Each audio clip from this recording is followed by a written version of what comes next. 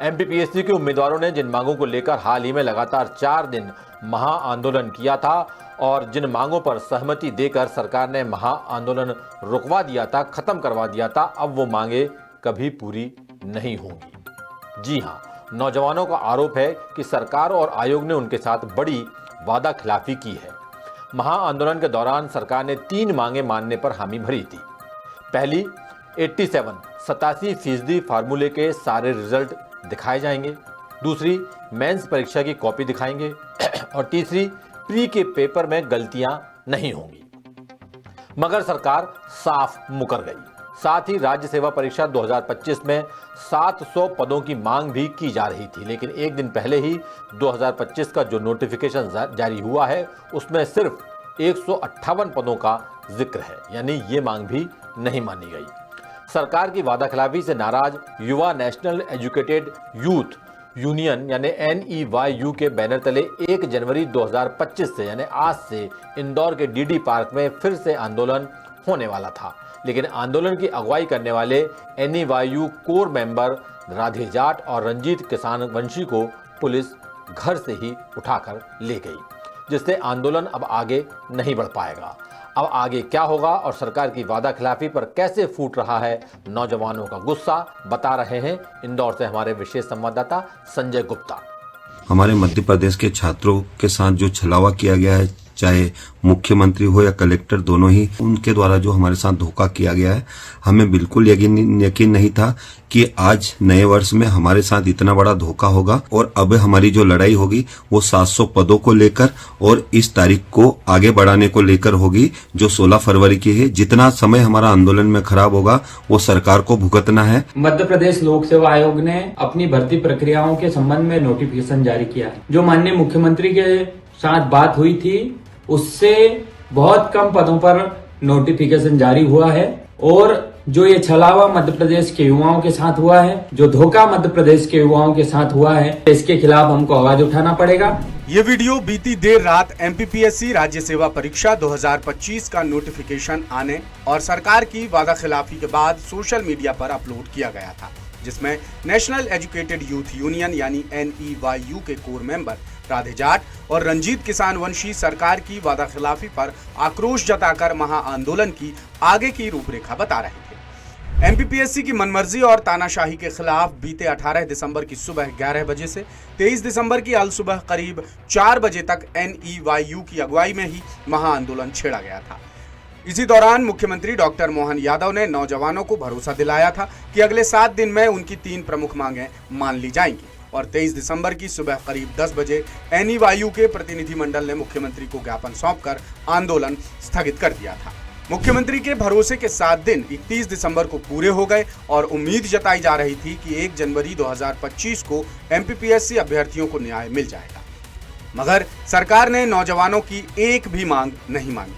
और तो और एमपीपीएससी ने राज्य सेवा परीक्षा 2025 का जो नोटिफिकेशन जारी किया है उसमें सिर्फ 158 पदों का जिक्र है, जबकि नौजवान 700 पदों का नोटिफिकेशन जारी करने की मांग कर रहे थे। सरकार की इसी वादा खिलाफी के विरोध में 1 जनवरी की सुबह से इंदौर के डीडी पार्क में NEYU फिर से आंदोलन शुरू करने वाला था, लेकिन पुलिस ने NEYU के कोर मेंबर राधे जाट और रंजीत किसान वंशी को घर से ही उठा लिया। यानी सरकार ने हर तरफ से एमपीपीएससी के उम्मीदवारों को तगड़ा झटका दिया है। ताजा नोटिफिकेशन में जहां पदों की संख्या को लेकर बड़ी निराशा हाथ लगी है, वहीं अब एमपीपीएससी ने कई नियमों में भी बड़े बदलाव कर दिए हैं। आयोग ने अंक बताने की प्रक्रिया पर पूरी तरह रोक लगा दी है, जिससे 87% फार्मूले की कॉपियां देखने और अंक जानने की युवाओं की उम्मीदें चकनाचूर हो गई। हालत यह है कि अब सूचना के अधिकार यानी RTI में भी कोई जानकारी नहीं दी जाएगी। बहरहाल अब आपको बताते हैं कि एमपीपीएससी ने नियमों में क्या क्या बदलाव किए। अब प्रारंभिक परीक्षा के कट ऑफ जारी नहीं होंगे, जो अब तक प्री के रिजल्ट के साथ ही जारी होते थे। अब प्री के कट ऑफ अंक फाइनल रिजल्ट के बाद ही बताए जाएंगे। ये बदलाव कर एमपीपीएससी अपनी गलतियों को ढकने का रास्ता साफ कर चुका है। दरअसल ये बात कई बार सामने आ चुकी है कि एमपीपीएससी प्री के पेपर बनाने में लगातार बड़ी बड़ी गलतियां करता आ रहा है, जिससे कट ऑफ के पास अटके उम्मीदवार प्री के सवालों को लेकर हाई कोर्ट में आपत्तियां लगा देते थे। मगर नए नियमों के बाद अब उम्मीदवारों को पता ही नहीं चलेगा कि वो कितने अंकों से अटके हैं, तो याचिका ही नहीं लगा पाएंगे और इसके बाद आयोग को किसी को कोई जवाब नहीं देना पड़ेगा।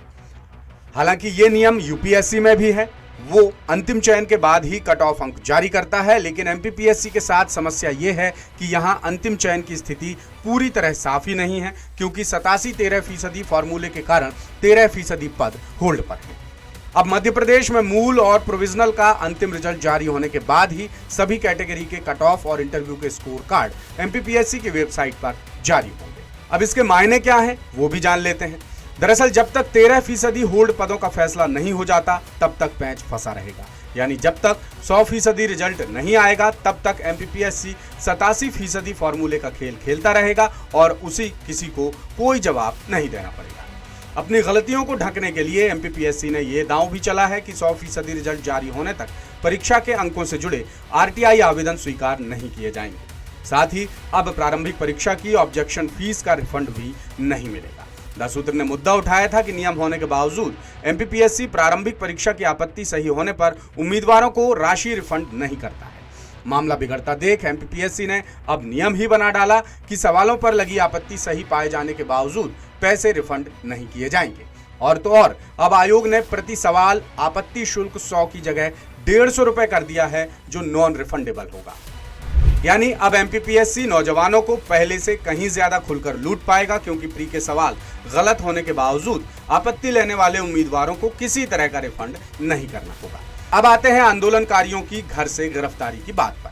सरकार की वादा खिलाफी और एमपीपीएससी की बेशर्मी के बाद 1 जनवरी को फिर से महाआंदोलन के लिए मीटिंग की तैयारी चल रही थी, लेकिन उससे पहले ही राधे जाट और रंजीत किसान वंशी को पुलिस घर से उठा के ले गई। लेकिन बड़ा सवाल यह है कि कौन सी पुलिस लेकर गई, ये ना घर वालों को पता है ना ही दोस्तों को।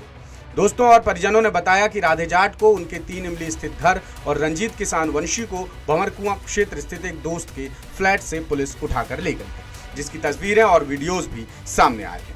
फिलहाल दोनों आंदोलनकारी कहां हैं, किसी को कोई जानकारी नहीं। आंदोलनकारियों के वकील जानकारी लेने के लिए भंवरकुआं पुलिस थाने पहुंचे तो पुलिस ने साफ मना कर दिया कि उन्होंने किसी को गिरफ्तार नहीं किया है। द सूत्र से बातचीत में एसीपी देवेंद्र सिंह धुर्वे ने भी साफ इनकार किया कि किसी की गिरफ्तारी नहीं की गई है। एसीपी ने यह भी कहा कि दोनों को किस पुलिस ने उठाया है उन्हें कोई जानकारी नहीं है। कुल मिलाकर ये बात तो ताज़ा दस्तावेजों से जाहिर है कि सरकार ने पूरी तरह सुनियोजित तरीके से नौजवानों के साथ बड़ी वादाखिलाफी की है और एमपीपीएससी ने अपने अड़ियल और बेशर्म रवैये में सुधार करने की बजाय तानाशाही को नौजवानों के विरुद्ध हथियार बना लिया है। यानी आयोग ने ठान लिया है कि वो भले ही संवैधानिक संस्था है, लेकिन गिरी हुई हरकतें जारी रहेंगी और एमपीपीएससी को संविधान या संवैधानिक नियमों से कोई सरोकार नहीं रह गया है। लेटेस्ट, इन्वेस्टिगेटिव और इन डेप्थ खबरें देखने के लिए ज्वाइन कीजिए द सूत्र का व्हाट्सएप चैनल, सब्सक्राइब कीजिए यूट्यूब चैनल, लाइक कीजिए फेसबुक पेज और पढ़ते रहिए वेबसाइट www.dasudr.com।